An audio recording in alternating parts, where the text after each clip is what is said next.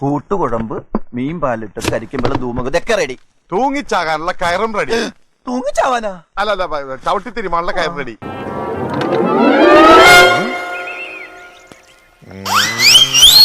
ഇനിയിപ്പോ നീ ഒന്ന് അഡ്ജസ്റ്റ് ചെയ്ത് കിടന്നാ. ഞാൻ എന്തിനാ അഡ്ജസ്റ്റ് ചെയ്ത് കിടക്കണത്? അവനല്ലേ അഡ്ജസ്റ്റ് ചെയ്ത് കിടക്കേണ്ടത്. ഓ അവനാണല്ലോ അല്ലേ? അവനെവിടെ?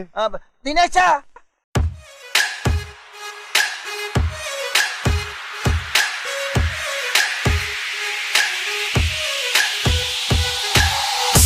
ഒന്ന് ഞാൻ മനസ്സിലാക്കിയുള്ള ചില സത്യങ്ങളാണ്. ഇതിനെക്കുറിച്ച് ഗവേഷണം നടത്തണം. പശുവിന്റെ കൊമ്പുകൾക്ക് ഒരു പ്രത്യേകത ഉണ്ട്. പശുവിന്റെ നാടൻ പശുക്കളുടെ കൊമ്പുകൾ. ഇവനാരാ? വടിവേലു പഴുത്ത പോലെ ഉണ്ടല്ലോ. താഴെ മാത്രമല്ല മേളിലോട്ടും. സാറിന്റെ ഒബ്സർവേഷൻ കറക്റ്റ്. Thank you. വൈദ്യുതി ലിസ്റ്റ് തന്നിട്ടുണ്ട്. വായിക്കും. ദൈവമേ, ഇതിലൊന്നും എഴുതിയിട്ടില്ലേ?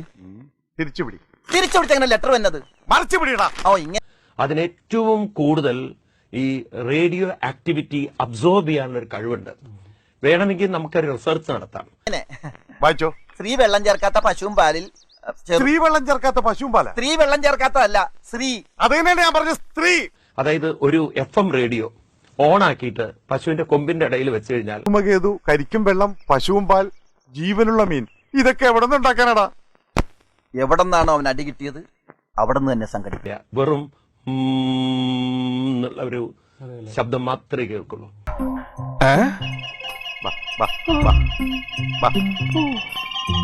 പശുവിന്റെ ചാണകം ഒന്ന് വലിച്ചേ. നീ ആഞ്ഞു വലി.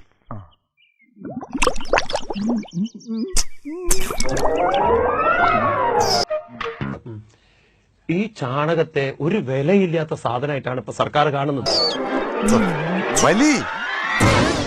വലിച്ചു കുടിച്ചോടാ. എന്താ ഒരു കളർ വ്യത്യാസം? എന്നാൽ ഇന്ന് നമുക്ക് അറ്റോമിക് പവർ സ്റ്റേഷനിലേക്ക് വേണ്ടുന്ന പ്ലൂട്ടോണിയം ഒന്ന് ടേസ്റ്റ് ചെയ്ത് നോക്കിയേ. മതി. ടേസ്റ്റ് ചെയ്തേ.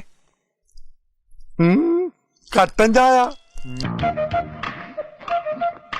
നിങ്ങൾക്കറിയാം, ഏറ്റവും പവർഫുൾ ഈ ആറ്റങ്ങളെ വിഘടിപ്പിക്കാൻ വേണ്ടുന്ന സാധനമാണത്. ഇത് ചാണകത്തിലുണ്ട് എന്നാ പറയണത്. അങ്ങനെയാണെങ്കിൽ ഗവൺമെന്റ് തലത്തില് ഈ ചാണകത്തിൽ നിന്ന് പ്ലൂട്ടോണിയം വേർതിരിക്കാൻ പറ്റുകയാണെങ്കിൽ വലിയൊരു സമ്പദ് വ്യവസ്ഥ തന്നെ നമുക്കുണ്ടാക്കാം. എങ്ങാട് പോയി ദിനേശ? വാസുവേട്ടാ, എന്താടാ? ഒന്ന് നുള്ളിക്കേ. മുള്ളാനാ? മുള്ളാനല്ല, എന്നെ ഒന്ന് നുള്ളിക്കേന്ന്. എന്തിനാടാ? ഞാൻ സ്വപ്നം കാണുകയാണോന്ന് അറിയാനാ.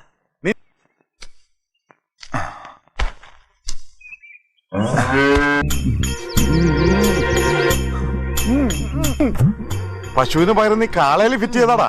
കാരണം ഇന്നത് നമുക്ക് വിദേശ രാജ്യങ്ങളിൽ നിന്ന് പോലും കൊണ്ടുവരേണ്ട അവസ്ഥയുണ്ട്. അത്രയും പ്ലൂട്ടോണിയം ഈ സാധനത്തിലുണ്ടെന്നാ പറയുന്നത്.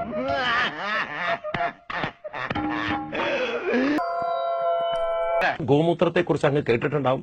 ഇപ്പൊ ക്യാൻസർ മാറ്റാനുള്ള കഴിവ് ഈ നാടൻ പശുവിന്റെ ഗോമൂത്രത്തിനുണ്ടെന്ന് വളരെയധികം ശാസ്ത്രീയമായി തെളിയിച്ചിട്ടുണ്ട്. വലിച്ചിട്ട് കിട്ടാത്തോണ്ട് പറഞ്ഞ ആഞ്ഞു വലി.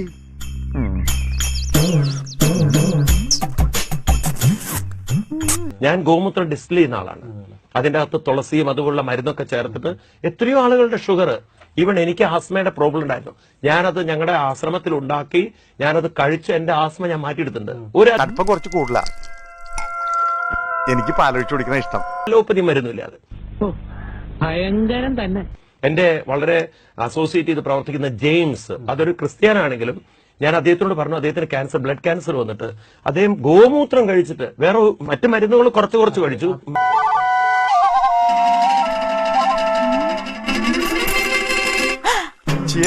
എപ്പോഴാ ഒരു ഓർമ്മയുള്ളൂ. മറ്റു മരുന്നുകൾ കുറച്ച് കഴിച്ചു. സ്വപ്നല്ല വാസുവേട്ടാ, സത്യമാ സത്യം. സംശയമാണെങ്കിൽ വാസുവേട്ടൻ നോക്കിയേ.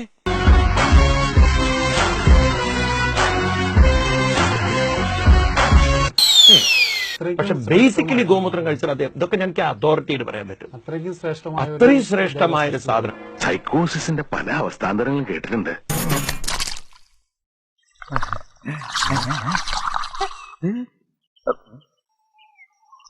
സന്തോഷത്തോടുകൂടി തന്നതല്ലേ, ഞാനതങ്ങ് സന്തോഷത്തോടുകൂടി സ്വീകരിച്ചു. ഇതിപ്പോ ഒരുപാട് തവണയായി. സരോജം, പുറത്താക്കി ഗേറ്റ് അടയ്ക്ക്.